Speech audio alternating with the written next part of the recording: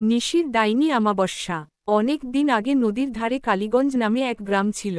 সেখানে প্রতি পূর্ণিমার রাতে ভয়ঙ্কর ঘটনা ঘটত। গ্রামের মানুষ বলত, জঙ্গলের ভেতরে একটা নিশির ডাইনি থাকে।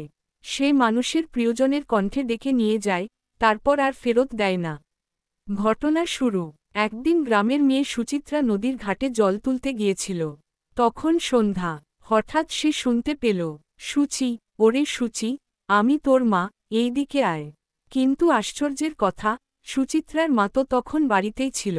তবুও সে কণ্ঠটা এত আপন মনে হল যে, সুচিত্রা জঙ্গলের ভেতর ঢুকে পড়ল। অদ্ভুত ছায়া। ভেতরে ঢুকতেই সে দেখল এক লম্বা, অস্বাভাবিক কালো ছায়া। মুখ দেখা যায় না, কিন্তু চুল এত লম্বা যে মাটিতে টেনে টেনে যাচ্ছে। সেই ছায়া সুচিত্রাকে ডেকে বলে, এসো মেয়ে, আমি তোকে চিরদিন নিজের কাছে রাখব। সুচিত্রা বুঝল, এ মানুষ নয়, এ ডাইনি। সে প্রাণপণে দৌড়ে পালাতে লাগল। গ্রামের রহস্য। গ্রামে ফেরার পর সবাই জানল, যে কণ্ঠে সুচিত্রাকে ডাকা হচ্ছিল, সেটা ছিল নিশির ডাক।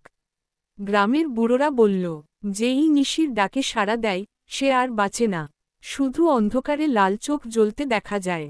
শেষ টুইস্ট। সুচিত্রা বেঁচে গেলেও, তারপর থেকে সে মাঝরাতে হঠাৎ হঠাৎ ঘুম ভেঙে চিৎকার করে উঠত, মা, মা, আমি আসছি।